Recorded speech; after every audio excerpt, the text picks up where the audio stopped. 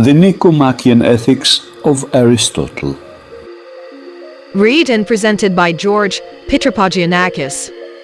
Book 5, Chapter 11. Now of justs and lawfuls, each bears to the acts, which embody and exemplify it, the relation of an universal to a particular, the acts being many, but each of the principles only singular, because each is an universal. And so there is a difference between an unjust act and the abstract unjust, and the just act and the abstract just. I mean, a thing is unjust in itself, by nature or by ordinance. Well, when this has been embodied in act, there is an unjust act, but not till then, only some unjust thing, and similarly of a just act. Perhaps dekepragema is more correctly the common or generic term for just act. The word dekaioma, which I have here used, meaning generally, and properly the act corrective of the unjust act. Now, as to each of them, what kinds there are, and how many, and what is their object matter, we must examine afterwards.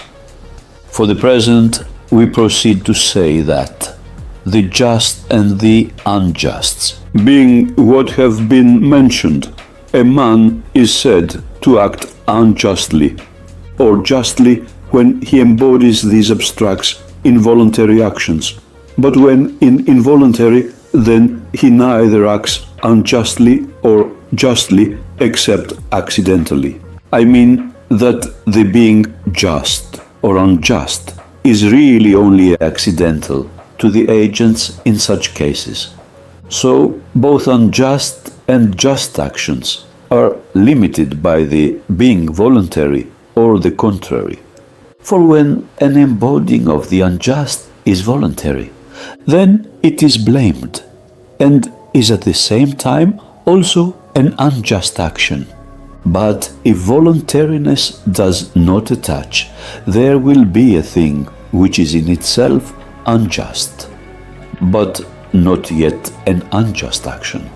By voluntary, I mean, as we stated before, whatsoever of things in his own power a man does with knowledge, and the absence of ignorance as to the person to whom, or the instrument with which, or the result with which he does, as for instance, whom he strikes, what he strikes him with, and with what probable result. And each of these points, again, not accidentally, nor by compulsion, as supposing another man were to seize his hand and strike a third person with it.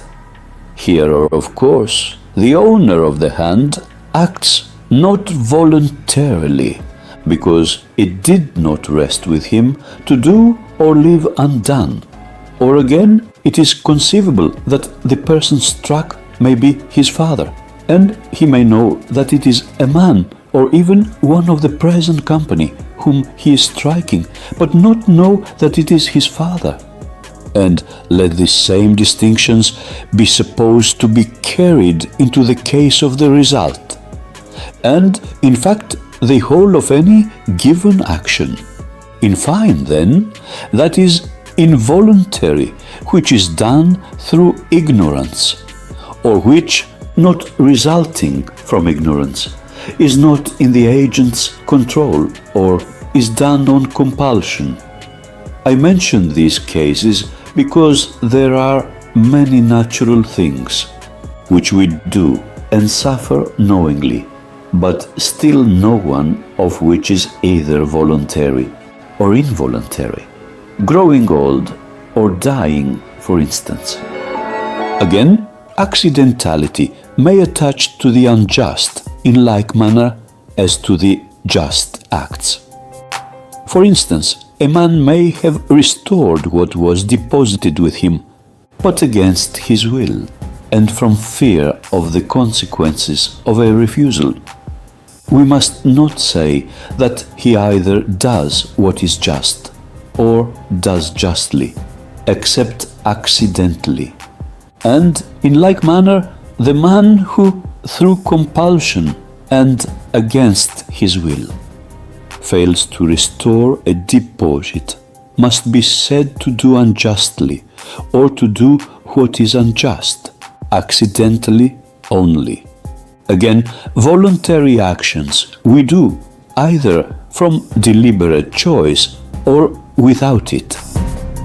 From it, when we act from previous deliberation; without it, when without any previous deliberation. Since then, hurts which may be done in transactions between man and man are threefold. Those mistakes which are attended with ignorance are when a man either does a thing not to the man to whom he meant to do it, or not the thing he meant to do, or not with the instrument, or not with the result which he intended.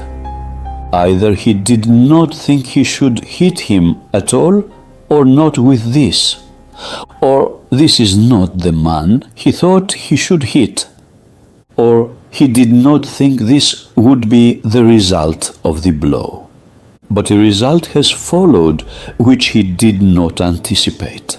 As, for instance, he did it not to wound, but merely to prick him, or it is not the man whom or the way in which he meant. Now, when the hurt has come about contrary to all reasonable expectation, it is a misadventure. When, though not contrary to expectation, yet without any viciousness, it is a mistake. For a man makes a mistake when the origination of the cause rests with himself. He has a misadventure when it is external to himself. When, again, he acts with knowledge, but not from previous deliberation, it is an unjust action. For instance, whatever happens to men from anger, or other passions which are necessary or natural. For when doing these hurts or making these mistakes, they act unjustly, of course, and their actions are unjust. Still they are not yet confirmed unjust, or wicked persons by reason of this, because the hurt did not arise from depravity in the doer of it, but when it does arise from deliberate choice, then the doer is a confirmed, unjust, and depraved man. And on this principle, acts done from anger are fairly judged, not to be from malice prepense, because it is not the man who acts in wrath, who is the originator really, but he who caused his wrath. And again, the question at issue in such cases is not respecting the fact, but respecting the justice of the case, the occasion of anger being a notion of injury.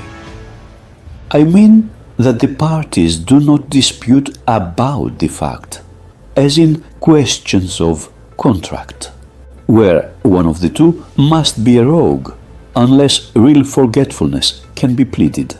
But admitting the fact, they dispute on which side the justice of the case lies. The one who plotted against the other, that is, the real aggressor, of course, cannot be ignorant, so that the one thinks there is injustice committed, while the other does not. Well then, a man acts unjustly if he has hurt another of deliberate purpose, and he who commits such acts of injustice is ipso facto an unjust character, when they are in violation of the proportionate or the equal, and in like manner Also, a man is a just character when he acts justly of deliberate purpose. And he does act justly if he acts voluntarily. Then, as for involuntary acts of harm, they are either such as are excusable or such as are not. Under the former head come all errors done not merely in ignorance, but from ignorance.